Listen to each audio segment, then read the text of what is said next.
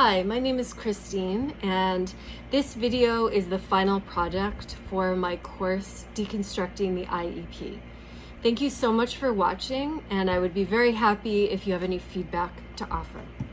So the intended audience of my project is my 8th grade teaching team and the administration at my school.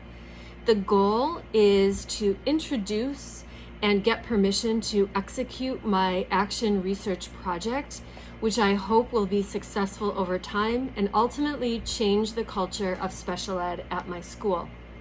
So I was really struck by information I read in Module 3 about students taking a lead role in their IEP meetings and the positive implications of that. So a reoccurring sad theme for me about students with disabilities is the shame that they carry. Because of shame, some of my students will not use the accommodations that they're legally entitled to, such as a reading pen, a separate location for testing, or their tests being read out loud. So I have several students who bristle when any service provider suggests some new accommodation which might really help them. For example, Google Read and Write to help them with their spelling, because they see it as being offensive or a criticism. So based on the data I read in some articles in Module 3, an antidote to this shame could be students taking ownership of their IEP process, even if it's just in incremental forms.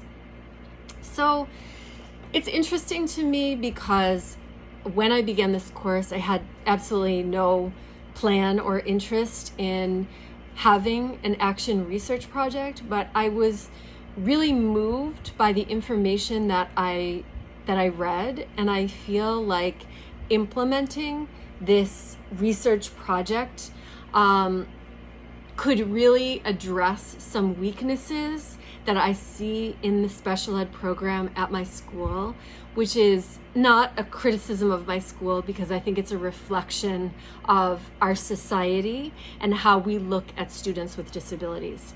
So my action research project title is How Can We Have More Honest and Open Conversations with Students and Their Families about their learning disabilities in order to create an atmosphere of autonomy and advocacy, creating a culture of normalizing and celebrating special ed students and their education, and thus replacing a culture of shame.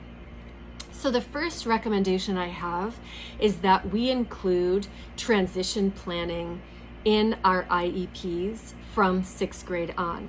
So there are many components to the IEP. Not every school includes every component because I guess it could get very long. However, I feel like it's really important to have transition planning so there is a plan that the student is working toward beyond school, beyond high school.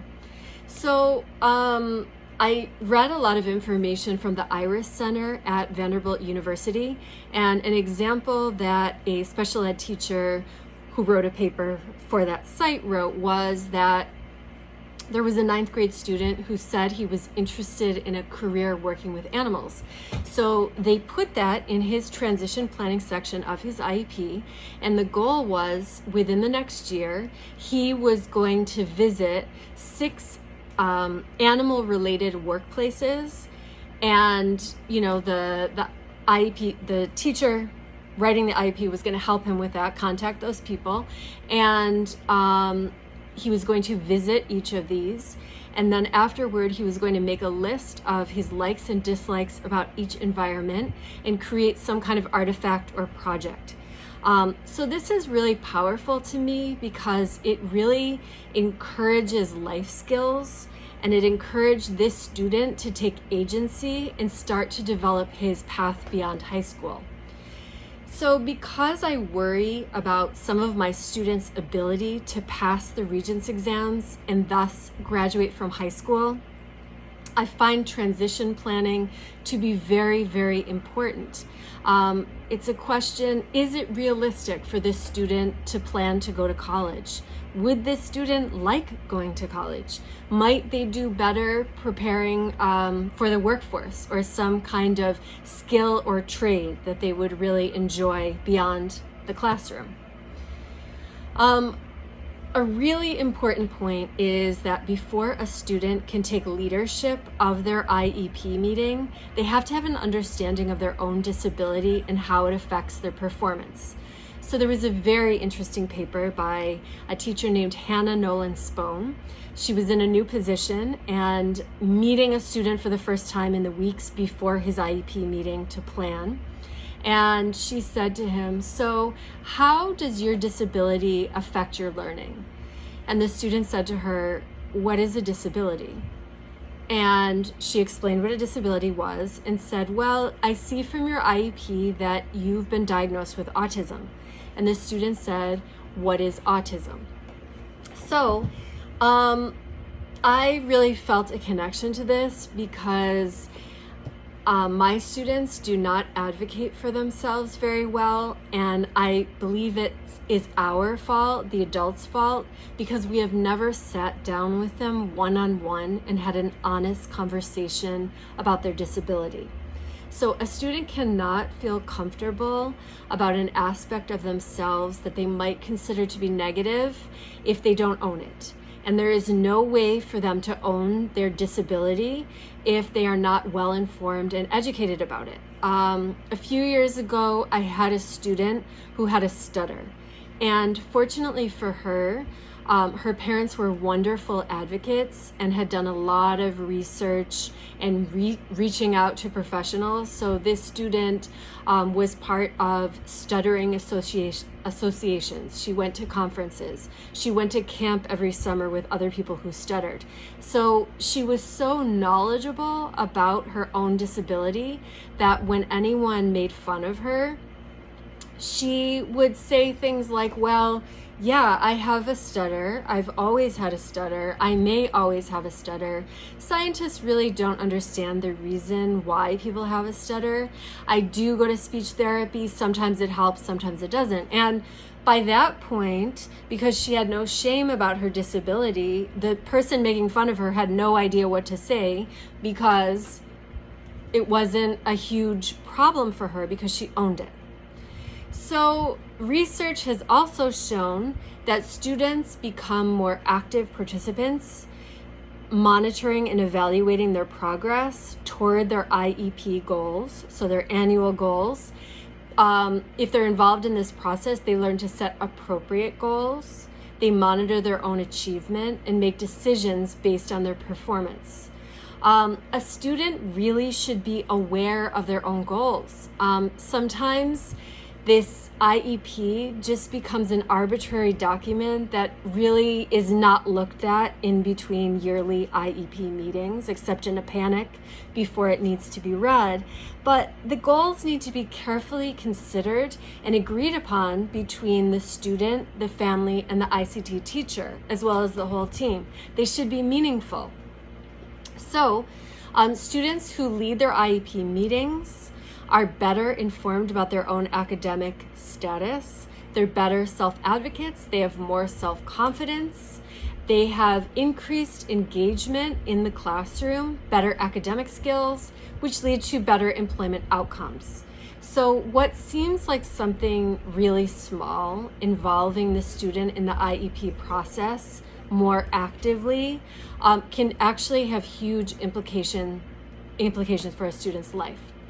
So in this paper by Hannah Nolan Spohn, she also talks about this quote: "Student self-advocacy pulled back the curtain of the taboo of special ed.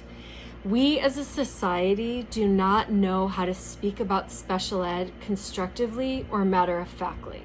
There are a lot of feelings involved for all parties, but especially for the students. So this tension about the topic and not talking about the elephant in the room creates problems for the student because they see their disability as something that can't be talked about, should be hidden, and therefore is shameful."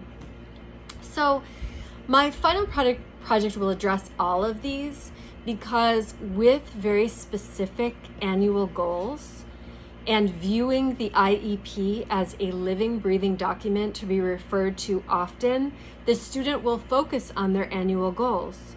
The student mastering their annual goals will bring them to the next level, and therefore they will be successful in their classes.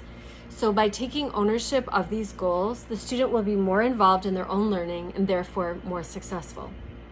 So after viewing this video, I have some questions for my viewers, which again would be my 8th grade team and my administrators.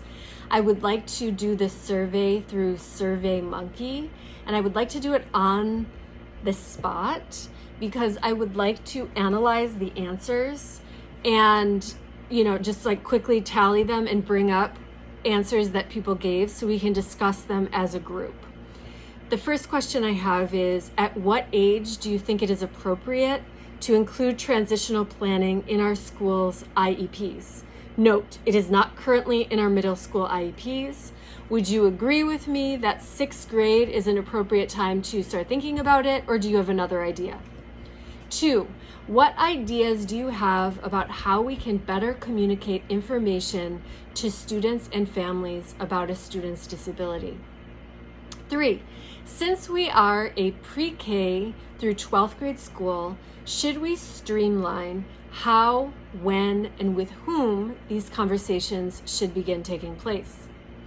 4, at what point in a child's education should we begin speaking to them about high school and whether or not continuing at our school is in their best interest, especially if, given their disabilities, it is unlikely that they will be able to pass the Regents exams and therefore get a diploma from high school? Again, thank you so much for watching and have a wonderful day.